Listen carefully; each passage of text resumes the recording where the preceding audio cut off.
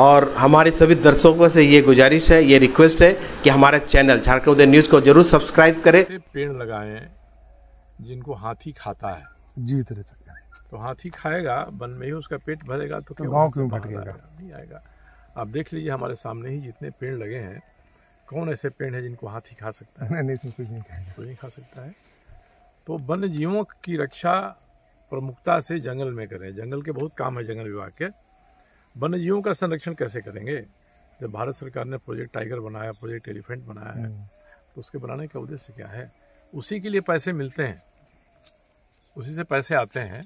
पैसे कहाँ जाते हैं? हाँ, मगर मुख्य रूप से राज्य की जो सरकार है, सबसे बड़ा दायित्व उसका ये होता है कि कोई विघ्न बाधा उपस्थित होती है उसके राज्य के क्षेत्र में, तो वह दूर करने के लिए पड़ोस के राज्य से बात करे, नहीं माने केंद्र से बात करे, ऊपर उठाए बात, कोऑर्डिनेशन कमेटी की मीटिंग बुलाए, अस्थायी कोऑर्डिनेशन कमेटी बना दे, हर महीने मीटिंग हो, वन्य जीवों की रक्षा होगी। निकलना चाहिए, ज़्यादा से ज़्यादा रुकना नहीं। स्तर की वार्ता होनी चाहिए।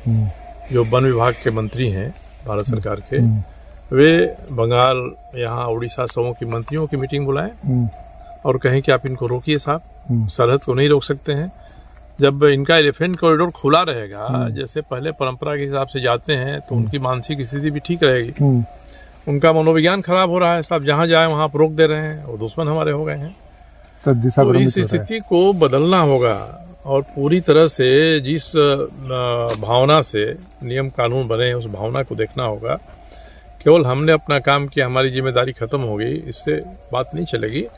तो इस मामले को मैं तो अपनी जितनी हमारी कुवत है भारत सरकार से लेकर राज्य सरकार तक उठाऊंगा।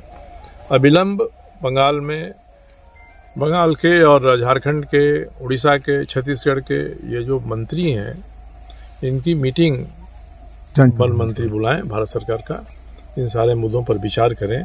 हाथियों को अबाध आवागमन का अधिकार जैसे पहले था वैसे मिलते रहे, और हम केवल बंगाल को ही क्यों दोष देंगे? हमारे यहाँ भी एक डीएफओ के क्षेत्र में वहाँ से भगाता है हाथी को, दूसरे डीएफओ के क्षेत्र में जाता है। कुल मिला के इनको सोच की बदलने की जरूरत। आगे पीछे भी तो ट्रेंच खोल सकते थे 100% सेफ्टी को। तो ये चीजें नहीं हुई हैं, इसका मतलब कि गंभीर नहीं हम अपने काम के प्रति। एसीएल हो या फॉरेस्ट डिपार्टमेंट हो या बिजली विभाग हो, जितनी तत्परता रहनी चाहिए इतनी तत्परता नहीं है।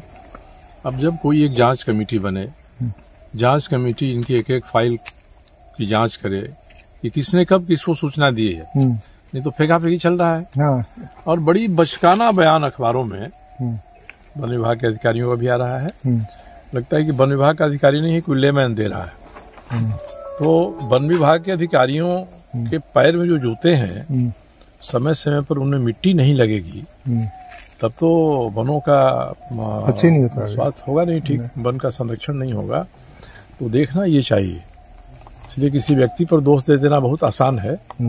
पूरा जो सिस्टम है वह सिस्टम कटघरे में है। सरकार के नेशनल वाइल्ड लाइफ बोर्ड के पास में जाऊंगा, एडीजी फॉरेस्ट के पास भारत सरकार के उनके यहाँ जाऊंगा, और राष्ट्रीय स्तर पर जैसे प्रोजेक्ट टाइगर बना है वैसे ही प्रोजेक्ट एलिफेंट बना हुआ है।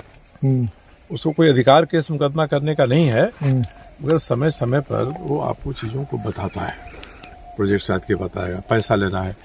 तो राज्य की सरकारें अगर केवल प्रोजेक्ट एलिफेंट का उपयोग पैसा लेने के लिए करेंगी, अपने यहाँ की योजनाएं देंगी, वो ये काम करना है, हमको पैसा दिलवाइए, और वन्य जीवों के रक्षण के लिए कोई काम नहीं होगा, तो ऐसी ही स्थिति उत्पन्न होगी।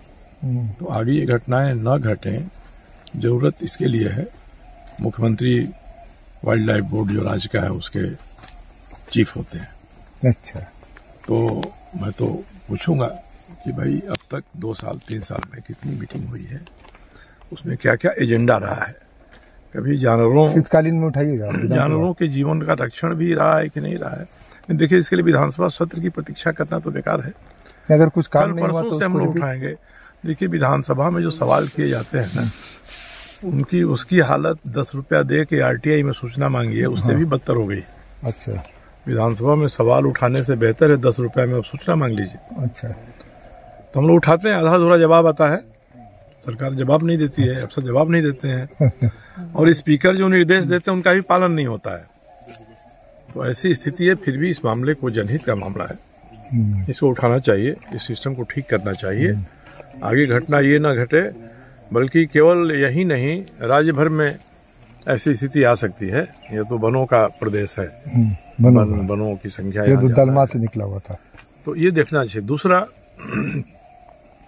कि अगर ट्रेंच काट दिया इसने, पश्चिम बंगाल की सरकार ने उस तरफ, तो झारखंड ने क्या किया?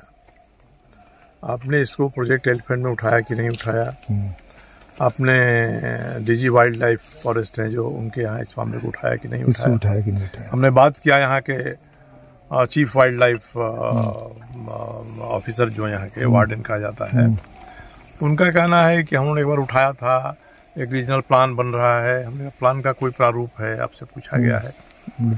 भाई जैसे कोई ये गीत है ना फिल्म का, जिसमें है कि नदिया पंछी पौन के झोंके, कोई सरहद ना इनको रोके, तो वन्य जीव को भी कोई सरहद नहीं रोकता है।